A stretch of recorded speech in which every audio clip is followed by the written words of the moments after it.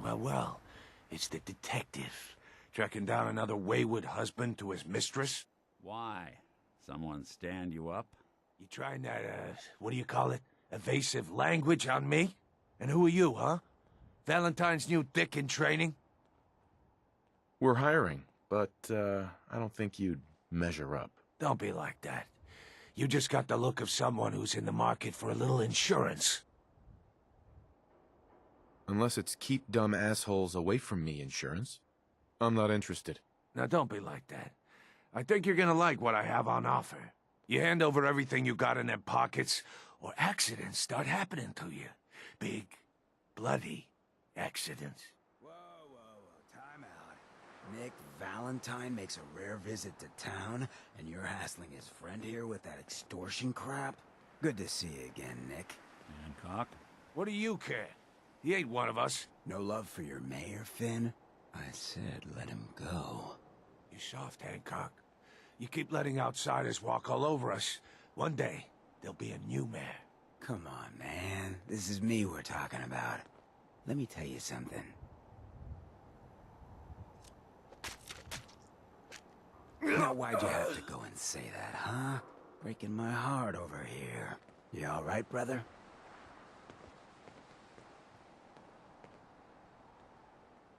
You killed him. Got a good pair of eyes on ya. I think you'll fit in here. Good neighbors of the people, for the people. You feel me? Everyone's welcome. Of the people, for the people? Brother. I can tell I'm gonna like you already. Just consider this town your home away from home. So long as you remember who's in charge. Look alive. Do something for you? Hey, Valentine. Something up?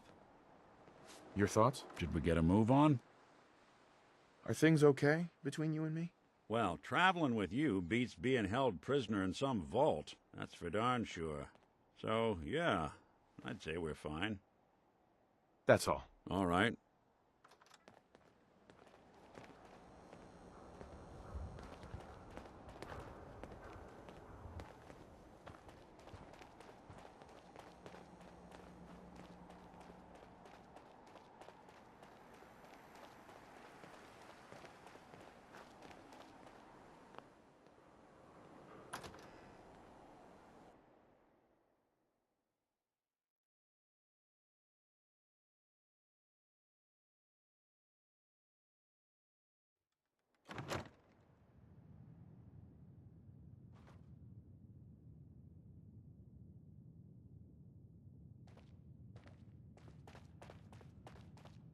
Well, Mr. Valentine, I thought you had forgotten about little old me. May have walked out of the den, Irma, but I'd never walk out on you. Amari's downstairs. You Hey there. here for Amari? She's downstairs.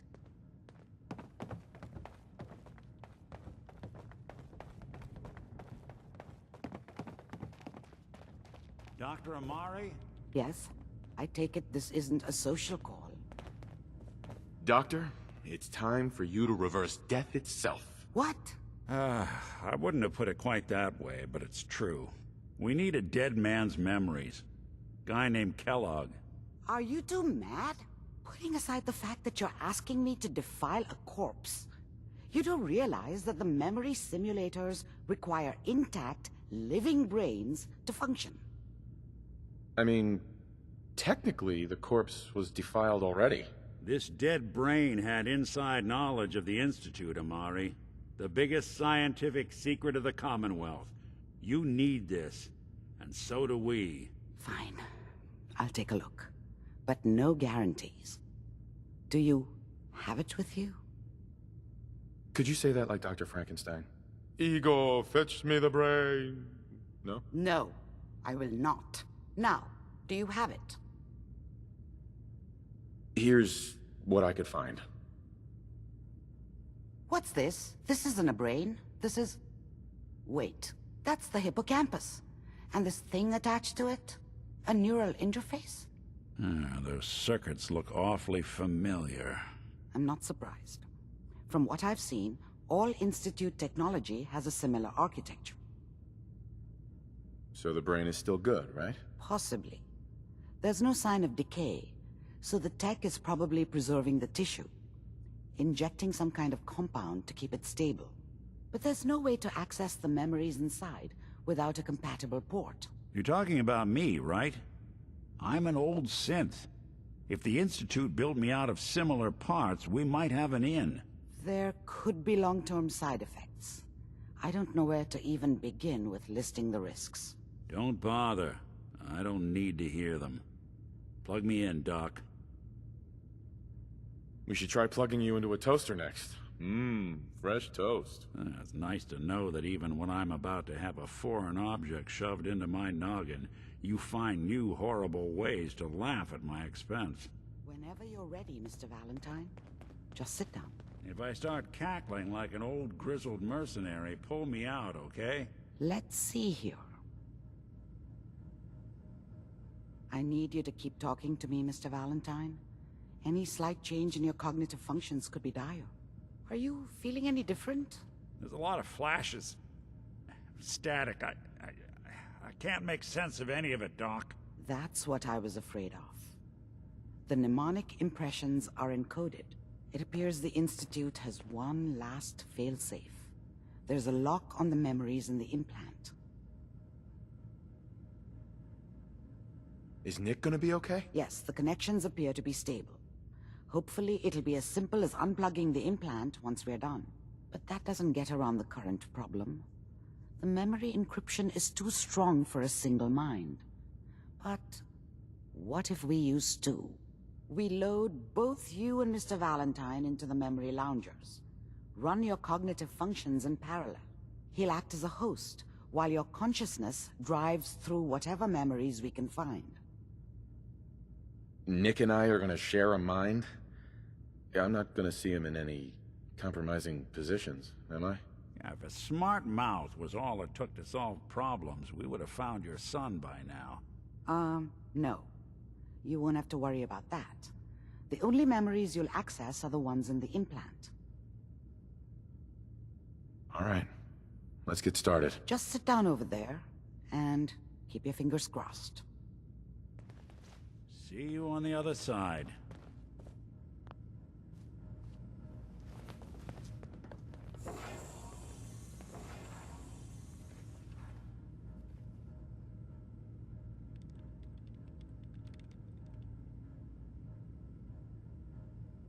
Initiating brainwave migration between the transplant and the host.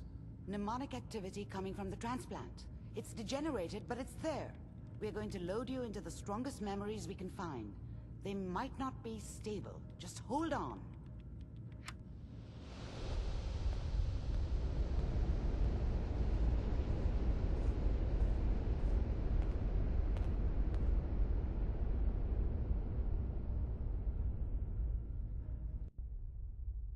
Can you hear me?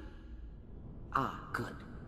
The simulation appears to be working, although the memories are quite fragmentary.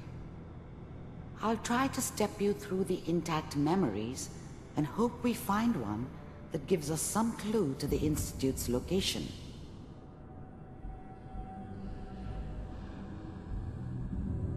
There. This is the earliest intact memory I can find.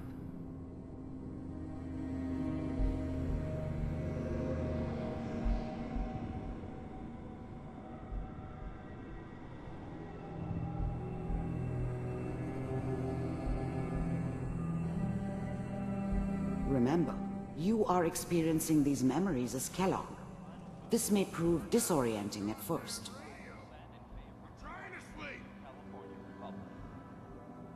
All 5 states have now signed on, which